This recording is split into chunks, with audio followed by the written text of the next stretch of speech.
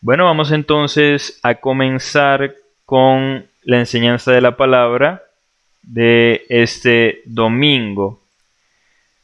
Y continuamos, por supuesto, con el Catecismo de Heidelberg. Ya vamos por el domingo 19. Ya vamos muy avanzados en el Catecismo de Heidelberg. Vamos por el domingo 19. Y este es el último domingo de la parte del credo en que estamos estudiando, digamos, la parte media del credo, acerca de Cristo y nuestra redención. Hasta aquí, este es el último domingo acerca de Cristo y nuestra redención. Ya para el próximo domingo vamos a comenzar entonces con la parte que es acerca del Espíritu Santo y de nuestra santificación. ¿Correcto? Entonces, en el momento, vamos a comenzar con la pregunta 50. Imagínense, ya vamos por la pregunta 50 del catecismo. Ya hemos visto 50 preguntas. Gracias a Dios. Esto es una excelente herramienta que Dios dispuso para ayuda de su pueblo en cuanto al aprendizaje del Evangelio y de doctrinas tan importantes como el Evangelio, el pecado, Dios, la Trinidad, la obra redentora de nuestro Señor. Así que gracias a Dios por este catecismo de Heidelberg. Y este catecismo, recordar que lo estudiamos principalmente porque está pegado a la palabra de Dios y también porque es uno de los documentos confesionales al cual nos suscribimos como iglesia. Recordar que como iglesia tenemos unos documentos en donde está establecida la doctrina en la cual creemos.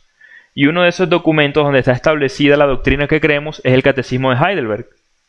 El Catecismo de Heidelberg lo estudiamos porque esa es la doctrina que como iglesia creemos.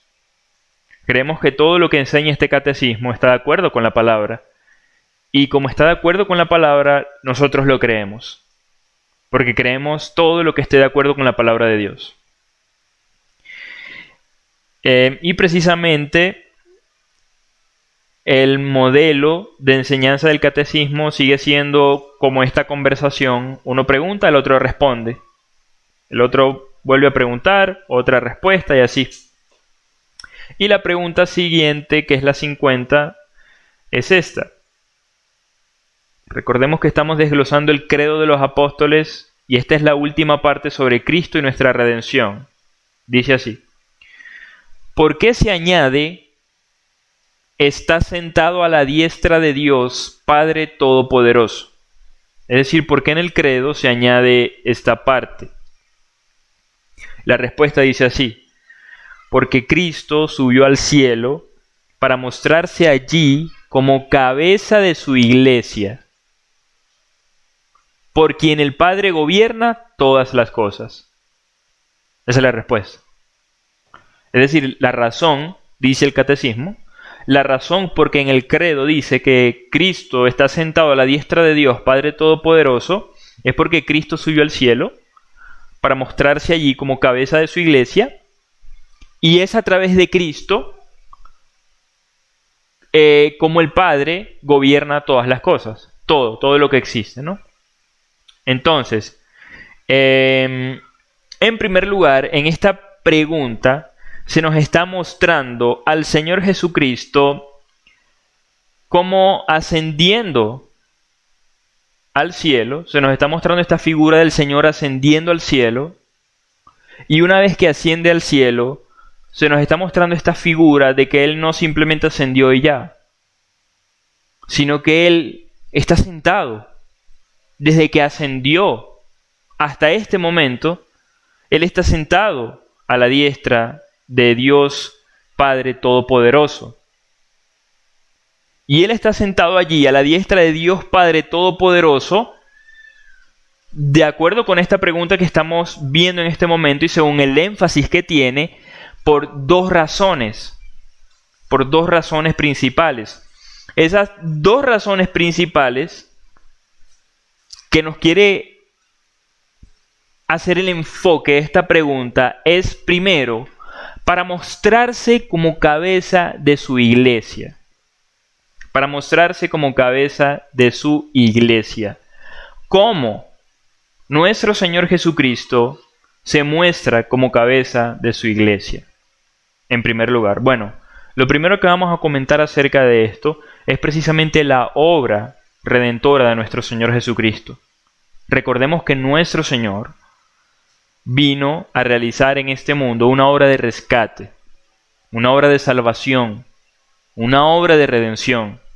La humanidad estaba completamente muerta en sus delitos y pecados. No podíamos hacer nada para salvarnos. Ninguna obra nuestra contaminada por el pecado podía hacer ni siquiera una minúscula parte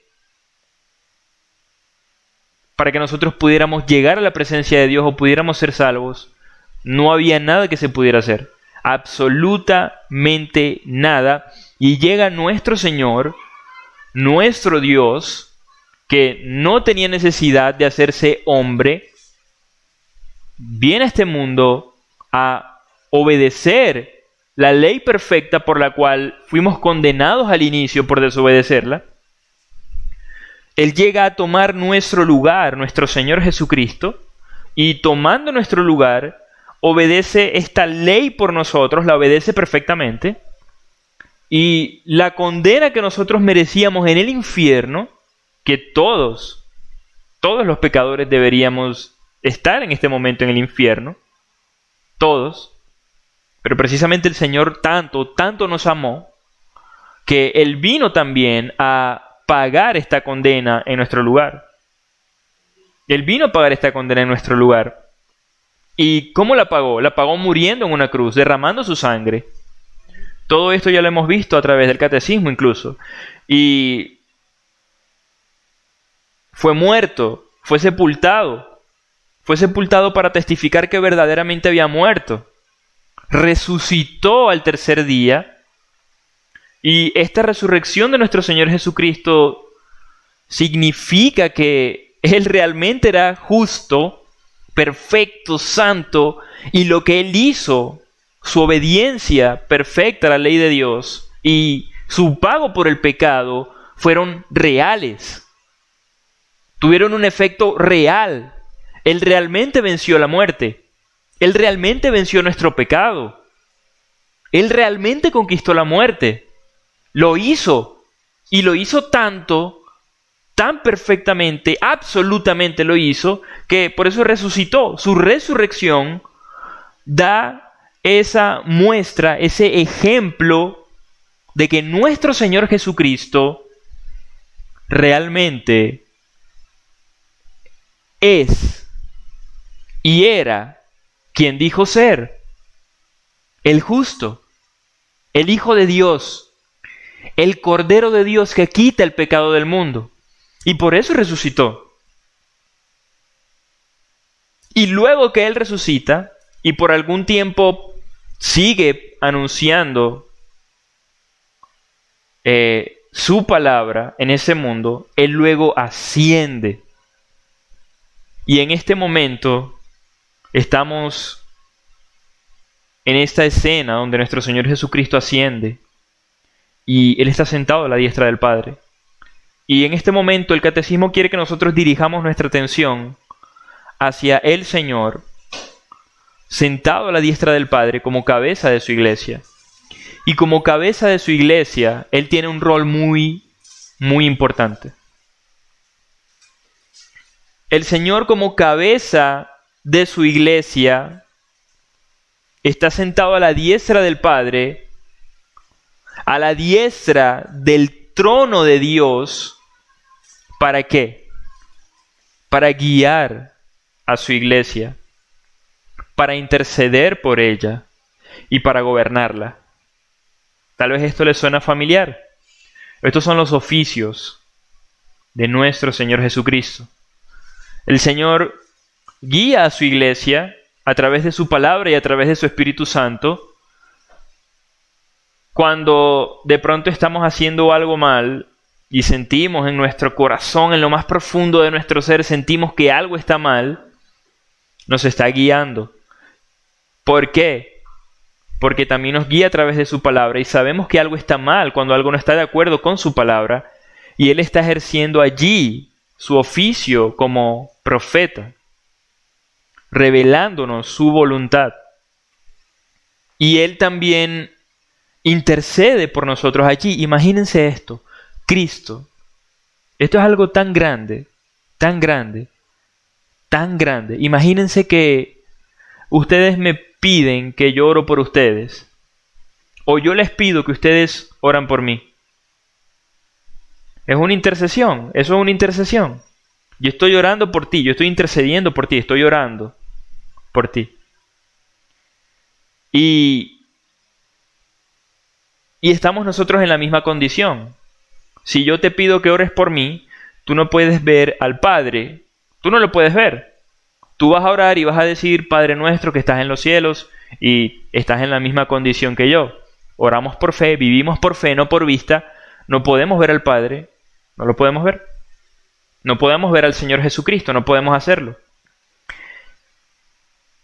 Imagínense la intercesión de nuestro Señor Jesucristo por nosotros, estando a la diestra del trono de Dios y siendo Él mismo Dios y siendo Él mismo el Cordero sin mancha que venció la muerte, que obedeció al Padre, que pasó todas las pruebas, todas las tentaciones, que fue tentado en todo, pero sin pecado.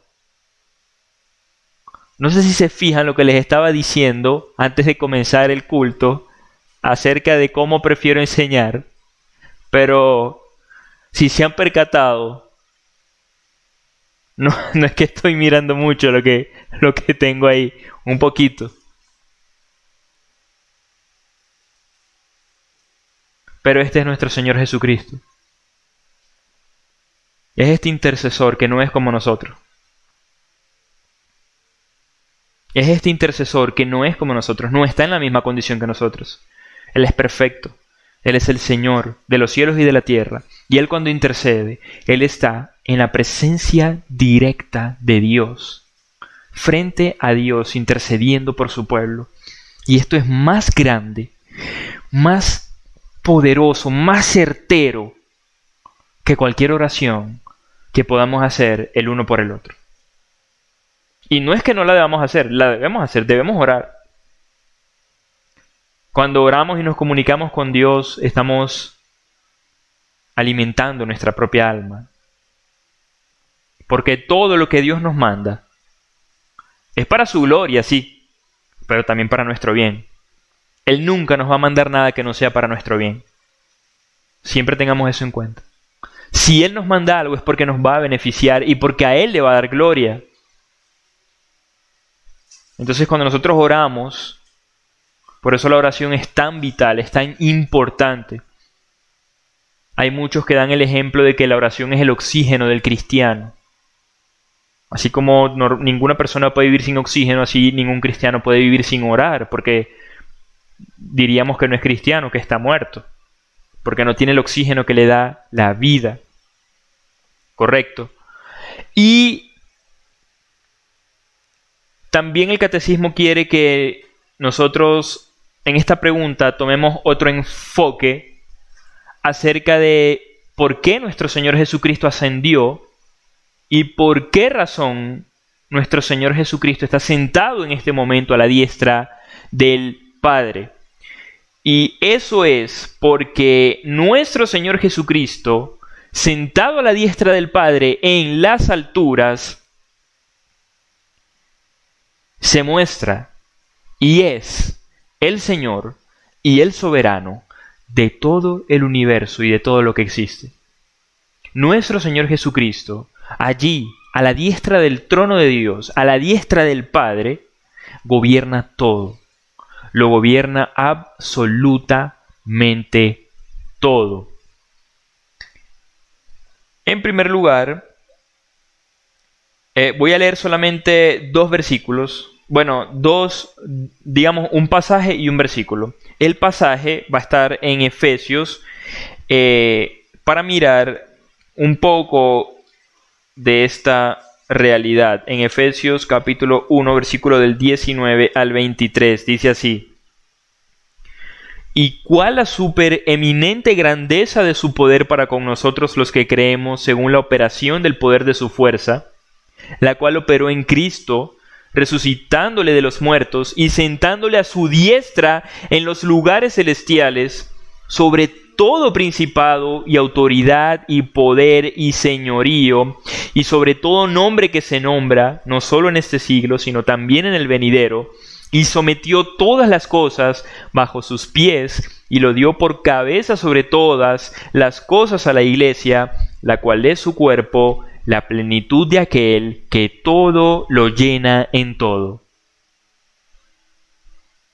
Nuestro Señor Jesucristo fue y ascendió a las alturas, a la diestra del Padre, y se le dio un nombre que es sobre todo nombre, y se le dio autoridad sobre todas las cosas, y él mismo lo declaró en otro pasaje y dijo: toda autoridad me ha sido dada en los cielos y en la tierra. Y quiero que leamos en Mateo 28, versículo 18. Mateo 28, 18.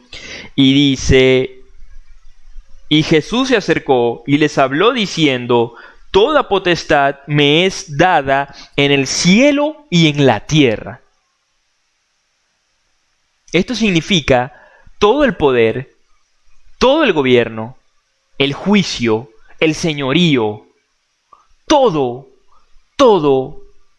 soberanía me ha sido dada sobre todo lo que existe, sobre el universo, los planetas, las galaxias, sobre este mundo, sobre los gobiernos de este mundo, sobre las personas de este mundo, sobre el cielo, sobre los ángeles, los querubines, los serafines. Incluso tengo autoridad sobre el infierno, sobre los demonios, sobre los principados, potestades, sobre todo.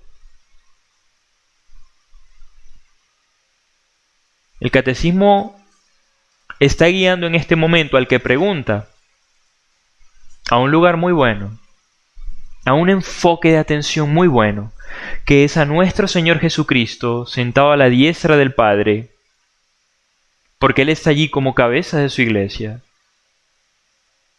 Y Él está allí como el Rey soberano de todo, de todo.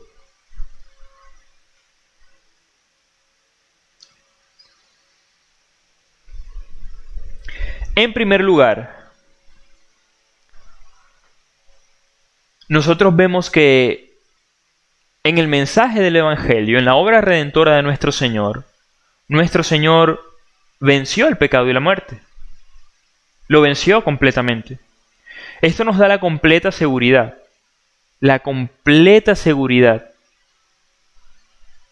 de nuestra salvación. Si nuestro Señor Jesucristo resucitó y Él ascendió y está sentado a la diestra del Padre, quiere decir que todo salió bien. Todo salió de acuerdo con el plan. Él obedeció en mi lugar. Él padeció en mi lugar. Y Él fue glorificado. Y por lo tanto yo debo tener fe. Y mi fe se debe aumentar en cuanto a mi salvación. Precisamente por esto. Señor Jesucristo, tú estás reinando. Tú estás a la diestra del Padre. Y por esta razón, mi fe está segura. Mi salvación está segura. Todo lo que tú me has prometido está seguro. Todo. No hay una palabra tuya que pueda caer a tierra. No hay una palabra tuya que se pueda frustrar. Tú estás allí gobernando todo el universo, gobernando el mundo, y no hay una sola palabra tuya que se pueda frustrar. No hay una sola promesa que se pueda frustrar. Tú estás intercediendo por mí, tú estás velando por mí. No hay nada que me pueda pasar que sea para mi mal. Todo tiene que obrar para mi bien.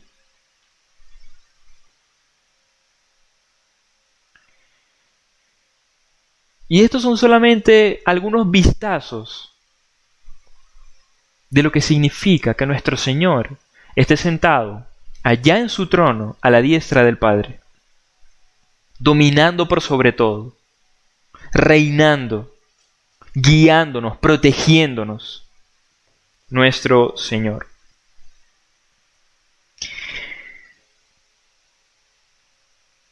Que nuestro Señor tenga el gobierno sobre todas las cosas, sobre todo lo que acontece, sobre este mundo, sobre la iglesia, también nos debe llevar a algo muy importante, que son una de las cosas que tengo aquí, que no quería que se me olvidaran, porque me parece algo muy importante que debemos considerar. Cuando nosotros veamos que la vida se puede poner difícil, cuando veamos muchas dificultades para avanzar en santidad, muchas dificultades para avanzar en el orden que a Dios le agrada, muchas dificultades para hacer completamente la voluntad de Dios. Nosotros debemos recordar que nuestro Señor ha prometido perfeccionar todo lo que empieza, perfeccionar todo lo que inicia. Precisamente ese debe ser nuestro consuelo. Recordar eso en ese momento. Si mi Señor está en los cielos y Él lo gobierna todo y yo estoy bajo su cuidado y yo estoy con Él, yo debo recordar entonces que mi Señor va a perfeccionar lo que empezó en mí. Que yo no voy a continuar con esta dificultad todo el tiempo, que yo voy a poder superar cada vez más y más y más y más. Lo voy a glorificar cada vez más y Él me va a bendecir cada vez más y va a estar conmigo cada vez más.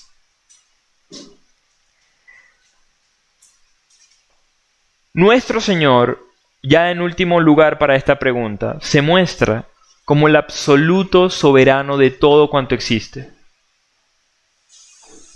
Se muestra como el creador de todas las cosas, como el sustentador de todas las cosas y como aquel que nos salvó cuando nosotros no merecíamos ser salvados, sino que merecíamos el infierno.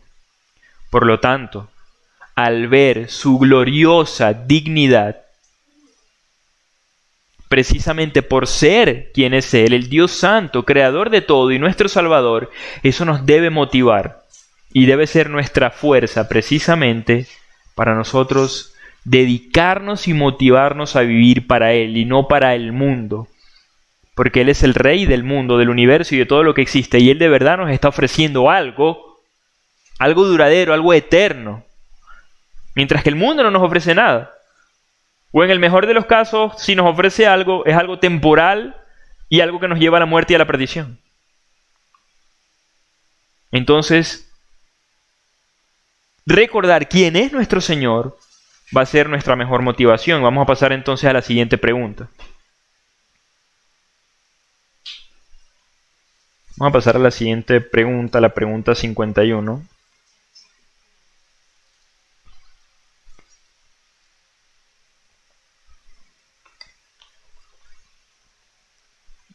El preguntador, el señor preguntón de nuestro catecismo, gloria a Dios por este señor que hizo tantas preguntas,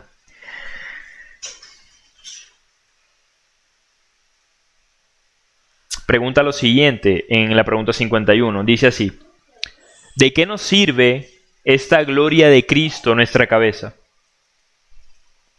Ok, ya vi que el Señor está allá arriba en los cielos porque Él es nuestra cabeza, porque Él nos guía, porque nos sustenta, Él es Señor de todo, perfecto. Y toda esta gloria de mi Señor, ¿todo esto de qué me sirve? Y la respuesta es la siguiente. En primer lugar, para que el Espíritu Santo derrame en nosotros, sus miembros, los dones celestiales. Muy importante, que esto es un tema nuevo que vamos a ver. Esto es un tema nuevo que se está introduciendo apenas. En segundo lugar, para protegernos y ampararnos de todos nuestros enemigos. Entonces, Eh,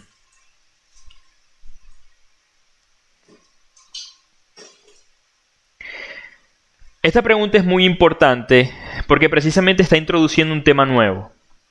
Está introduciendo un tema nuevo. Nos dice el catecismo que en este momento debemos enfocar nuestra atención en dos beneficios importantes de que nuestro Señor haya ascendido y esté arriba sentado a la diestra del Padre. Dos beneficios. El primer beneficio es que nuestro Señor asciende para llevar a cabo una promesa que Él había hecho mientras estaba aquí en la tierra. Él, mientras estaba aquí en la tierra, dijo: les conviene que yo me vaya, porque si yo no me voy, no les envío al Consolador, al Espíritu Santo. Esa fue la promesa que Él hizo. Que Él, cuando se fuera, no nos iba a dejar huérfanos, sino que iba a enviar al Consolador, al Espíritu Santo, para que nos guiara, para que nos enseñara, para que nos consolara hacia su voluntad y de acuerdo con su palabra. ¿Correcto?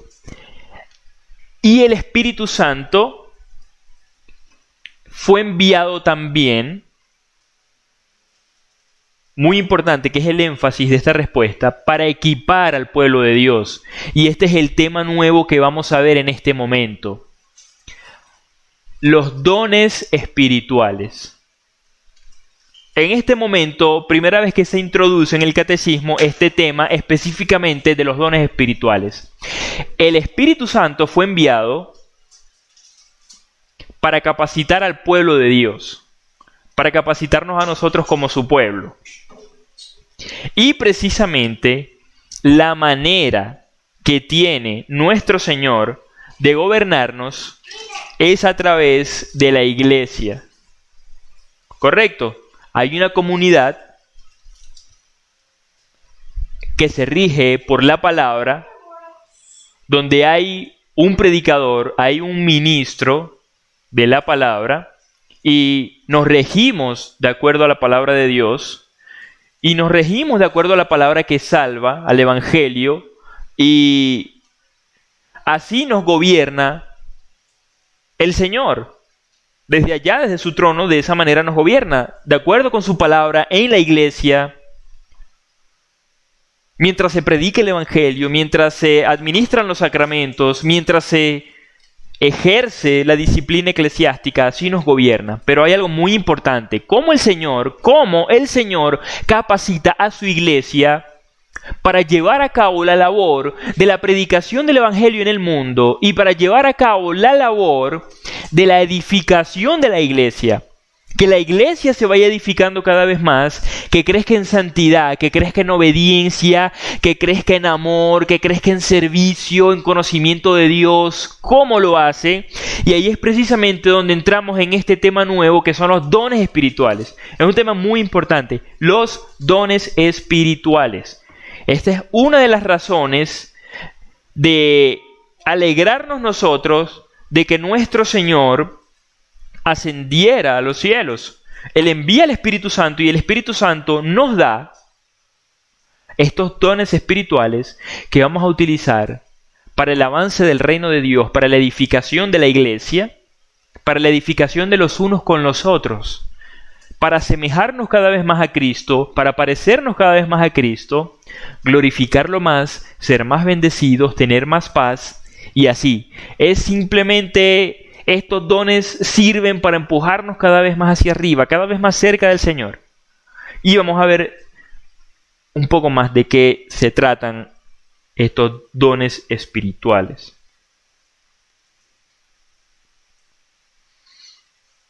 Quiero que leamos en cuanto a esto un pasaje en 1 Corintios capítulo 12. Este tema es muy importante y realmente me emociona en este momento que podamos empezar a ver acerca de este tema, acerca de los dones, acerca de los dones espirituales. 1 Corintios capítulo 12. Dentro de ese capítulo vamos a ver dos pasajes. Primero, versículos del 7 al 11. Dice así: Pero a cada uno le es dada la manifestación del Espíritu para provecho.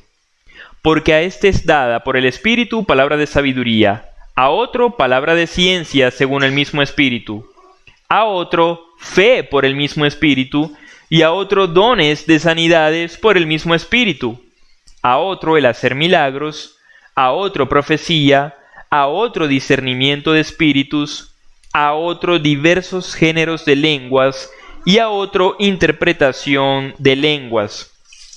Pero todas estas cosas las hace uno y el mismo Espíritu, repartiendo a cada uno en particular como Él quiere. Ese es el primer pasaje que vamos a leer al respecto.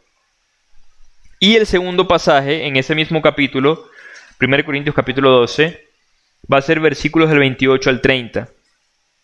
Dice así: y a unos puso Dios en la iglesia primeramente apóstoles, luego profetas, lo tercero maestros, luego los que hacen milagros, después los que sanan, los que ayudan, los que administran, los que tienen don de lenguas. Son todos apóstoles, son todos profetas, todos maestros, hacen todos milagros, tienen todos dones de sanidad, hablan todos lenguas, interpretan todos, dice la palabra del Señor. Muy bien, ¿qué podemos ver nosotros en cuanto a esta enseñanza, lo que podemos leer en el momento? Hay diferentes dones.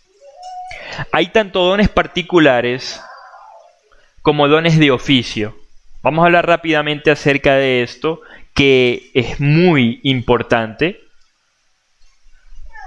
Entre los dones particulares pueden haber cosas tan sencillas como, por ejemplo, acabamos de leer, palabra de sabiduría. Hay cierta persona dentro del pueblo de Dios, cierto hermano dentro del pueblo de Dios, que puede tener un don especial para la sabiduría, que te puede hablar con una sabiduría especial, algo que te va a ayudar, un consejo que te va a ayudar a salir de un problema, que te va a dar luz acerca de algo. Hay un hermano que puede tener este don. Todos los dones, muy importante esto, los reparte el Espíritu Santo como Él quiere. Como estos dones son tan importantes para la edificación de la iglesia y para el avance del reino de Dios, nosotros tenemos que velar por descubrir cuál es el don que tenemos. Todos tenemos dones del Espíritu Santo, todos los creyentes. Tenemos dones dados por el Espíritu Santo para el beneficio de su pueblo. Y es nuestra responsabilidad delante de Dios, por eso estaba tan emocionado de predicar este tema.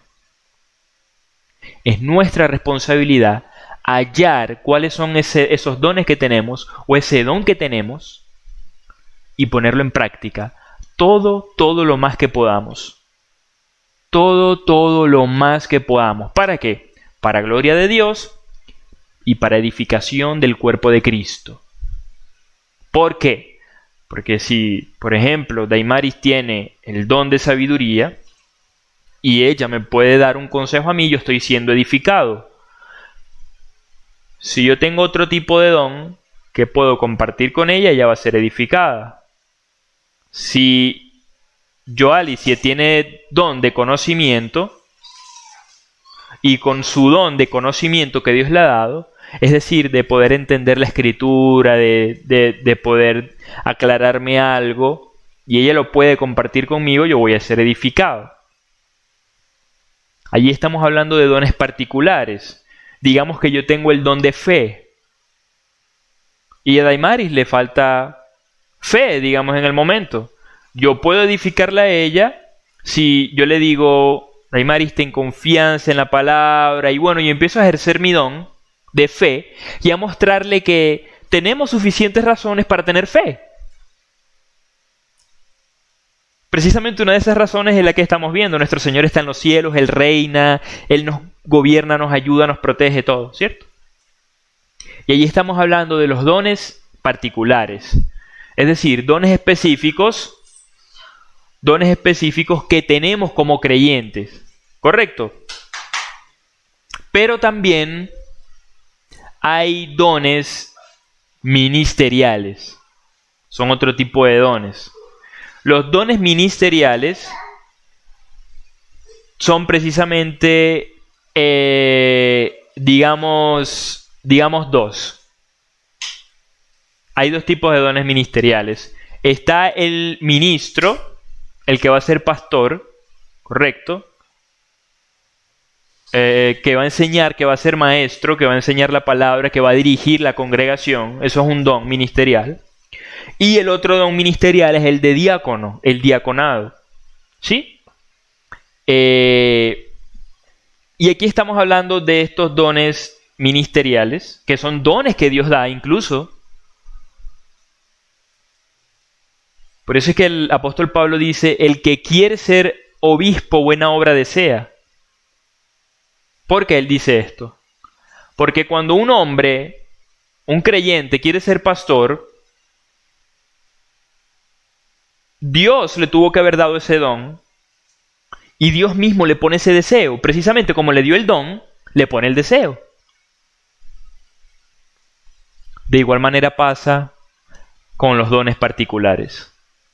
Si tú tienes un don particular, todos lo tenemos, todos los creyentes tenemos dones particulares del Espíritu Santo, pero la manera en que podemos saber cuál es nuestro don es porque siempre nos vamos a sentir pero fuertemente inclinados hacia ese don.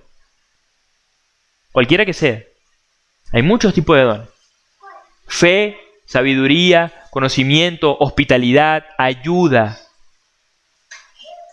servicio. Hay muchos tipos de dones. Y precisamente,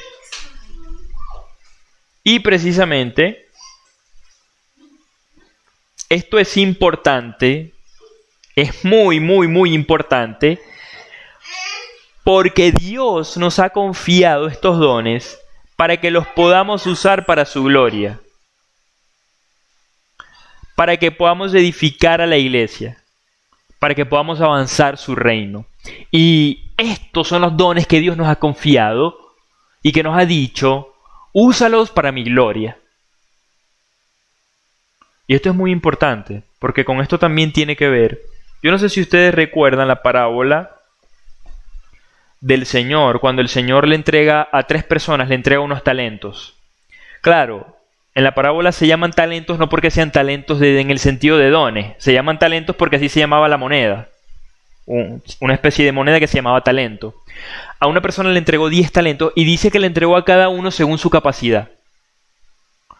Es decir, nadie puede tener como excusa delante de Dios en el día del juicio, ay Señor, es que me diste más de lo que podía resistir.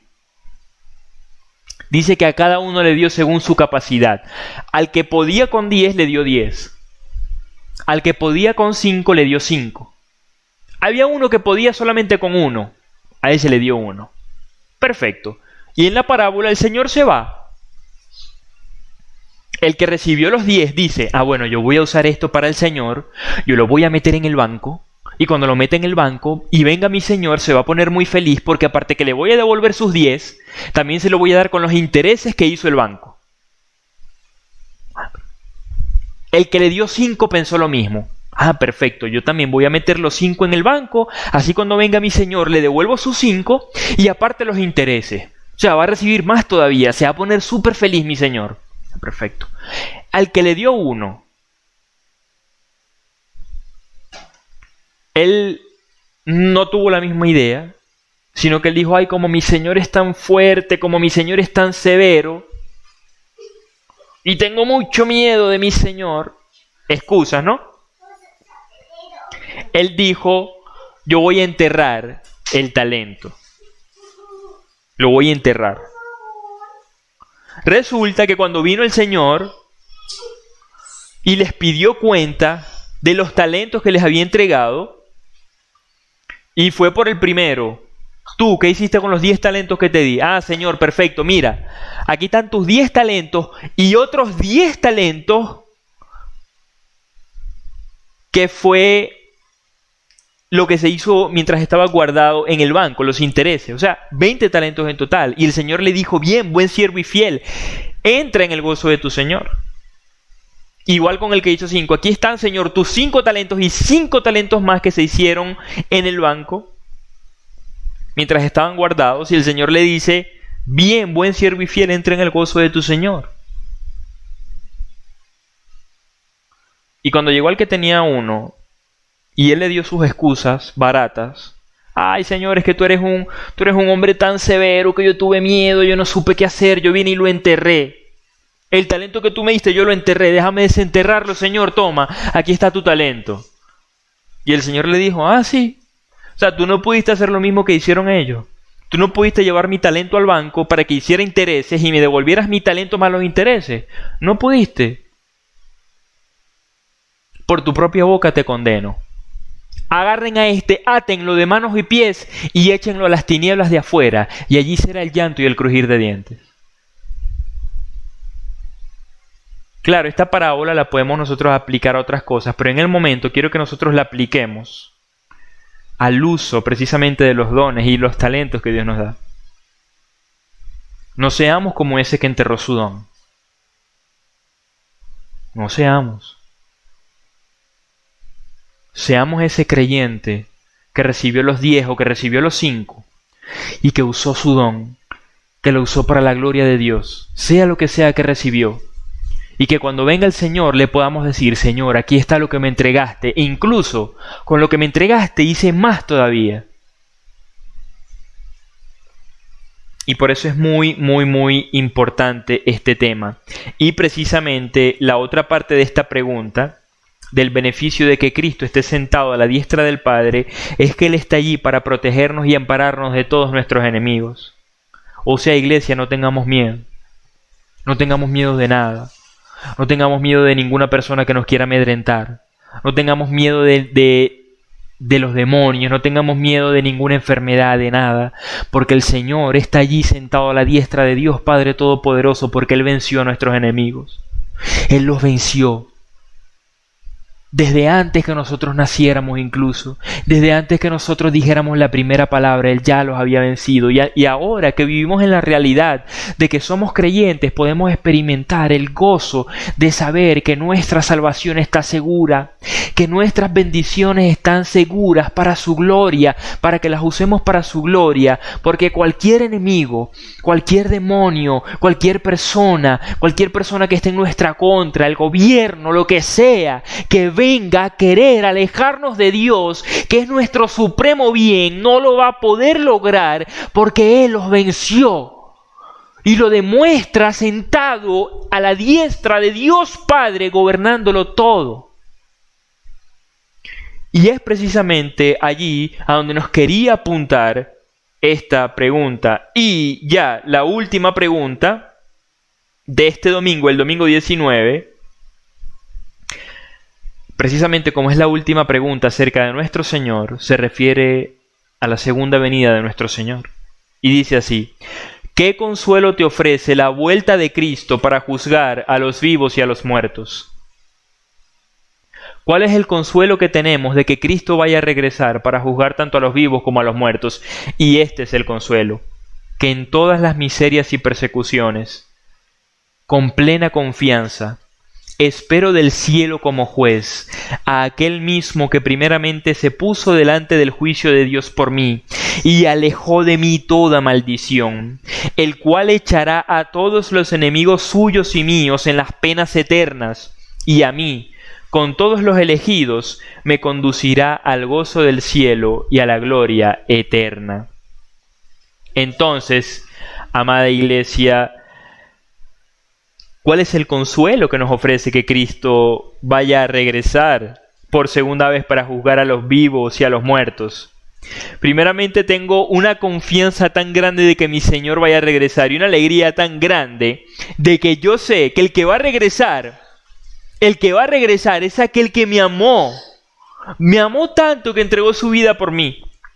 Y ahora va a regresar por segunda vez, con ese mismo amor, con ese mismo poderoso amor, pero ahora va a regresar para echar de una vez por todas tanto a mis enemigos como a sus enemigos a las penas eternas del infierno, y en ese mismo día tomarme a mí y tomar a todos los creyentes para que podamos estar con Él para siempre en la gloria y el gozo y la felicidad sin fin que vamos a disfrutar en el cielo, en su presencia, en la presencia de nuestro Señor. Esta es la esperanza gloriosa del cristiano, que Él sabe, que nosotros sabemos que el pecado, este cuerpo, este mundo, con estas cosas tan fastidiosas que vivimos, lidiando con el pecado y con tantas cosas, se van a acabar, porque al fin vamos a tener con nosotros a nuestro Señor y nos vamos a deleitar en Él para siempre.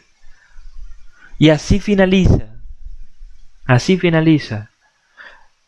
la enseñanza de nuestro Señor Jesucristo, de acuerdo con el credo de los apóstoles y según el catecismo de Heidelberg, basados en la palabra de Dios, en el regreso glorioso de nuestro Señor y Salvador Jesucristo, aquel que se puso en mi lugar, que tomó mi lugar para recibir la maldición de Dios y el castigo de Dios. Ahora viene de nuevo para llevarme con Él y para darle su merecido a todos los que se rebelan y se han rebelado contra Él. Gloria a nuestro Señor Jesucristo